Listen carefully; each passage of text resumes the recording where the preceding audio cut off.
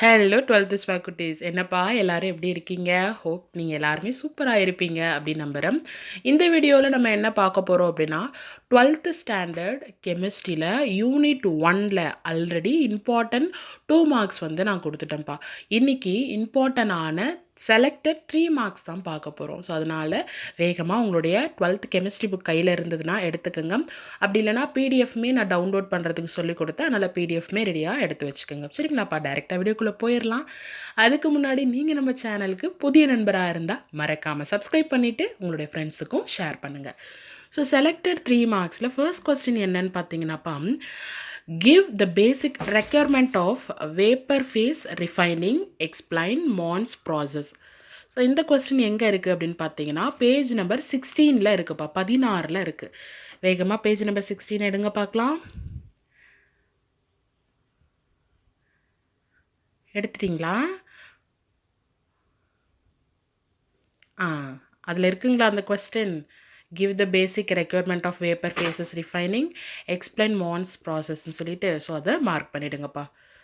So second question என்ன அப்படின்னு பார்த்தீங்கன்னா, what is the role of limestone in the extraction of iron from its oxide Fe2O3 iron oxide? சரிங்களா?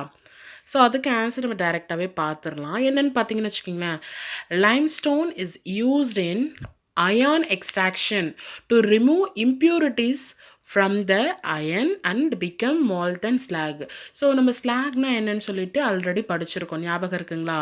It is a fusible product form when a flux reacts with the gang during the extraction of metals அப்படின்னு சொல்லிட்டு நம்ம already slack பற்றி படிச்சிருப்போம். So அதுதான் இங்கே வந்து நம்ம மேற்கோள் காட்டுறாங்க. சரிங்களா? ஸோ நெக்ஸ்ட்டு வந்து என்னன்னு பார்த்தீங்கன்னா, இந்த point எழுதிட்டிங்களாப்பா? limestone is a use in iron extraction to remove impurities from the iron and become molten slag. எழுதிட்டிங்களா? ஸோ நெக்ஸ்ட் பாயிண்ட் என்னென்னு பார்த்தீங்கன்னா, in this extraction limestone CaO, சரிங்களா? limestone CaO is used. இந்த ப்ராசஸில் limestone யூஸ் பண்ணுறோம் அப்படின்றத ஒரு point. In this extraction limestone is used since the silica gang present in the ore is acidic in nature. The limestone combines with it to form calcium silicate. புரியுதுங்களாப்பா ஓரளவுக்கு? So அந்த equation நம்ம பார்த்துடலாமா? அப்போ CaO combine ஆகி நம்மளுக்கு CaSiO3 கிடைக்குது. ஃப்ளக்ஸும் கேங்கும் சேர்ந்து slag கிடைக்குது. சரிங்களாப்பா? So next question, third question போயிடலாமா? Explain zone refining process. Page number 16ல் இருக்குப்பா, அதே பேஜ்லேயே இருக்குது பாருங்கள். பேஜ் நம்பர் 16ல் மார்க் பண்ணிட்டீங்களா?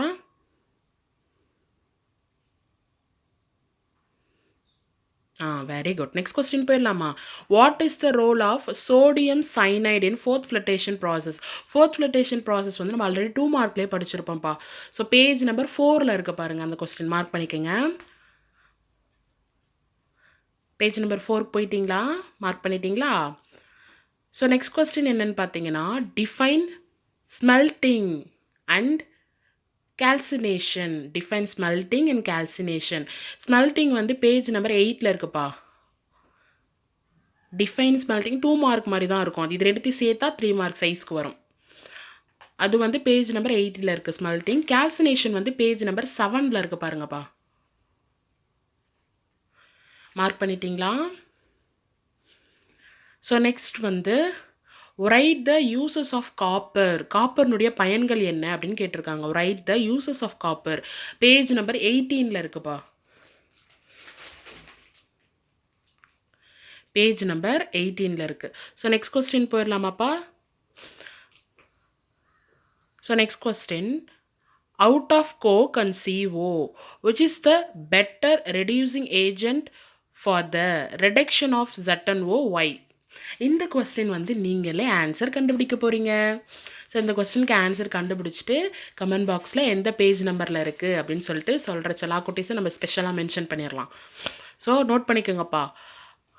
Out of coke and CO which is the better reducing agent for the reduction of ZnO? Why?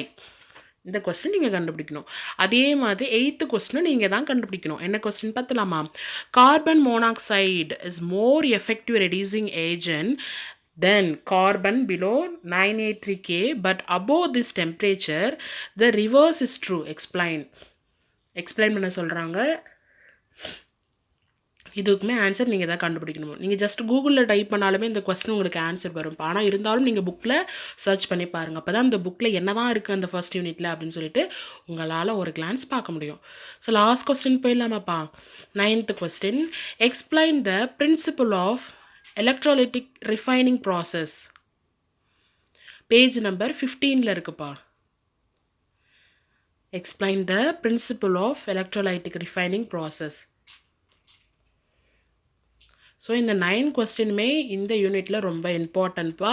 So specially நீங்கள் வேறு 12th ஸ்டாண்டர்ட், அதனால் நீங்கள் ஒரு வேளை நீட் எக்ஸாமுக்கெலாம் நான் வந்து படிக்கணும் மிஸ், நான் டாக்டர் தான் என்னோடய எய்ம் அப்படின்னா நீங்கள் தயவு செஞ்சு புக்கில் இருக்க எல்லாமே படிச்சுக்குங்கப்பா, சரிங்களா?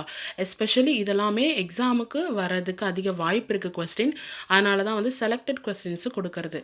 நீங்கள் நீட்டெல்லாம் ப்ரிப்பேர் பண்ணுறீங்கன்னா எல்லா கொஸ்டினுமே படிச்சுக்கோங்கப்பா, சரிங்களா? ஸோ இந்த கொஸ்டின்ஸ் எல்லாமே நீங்கள் படித்து புரிஞ்சு வச்சுக்கோங்க. நான் நெக்ஸ்ட் வீடியோவில் 5 மார்க்ஸ் போடுறேன்ப்பா. உங்களுடைய ஃப்ரெண்ட்ஸுக்கு இந்த வீடியோவை ஷேர் பண்ணி உதவுங்க. வேறு எந்த சப்ஜெக்ட்டுக்கும் உங்களுக்கு வீடியோ வேணானாலும் மறக்காமல் கமெண்ட் பாக்ஸில் பதிவு பண்ணுங்கள். All the very best. Take care.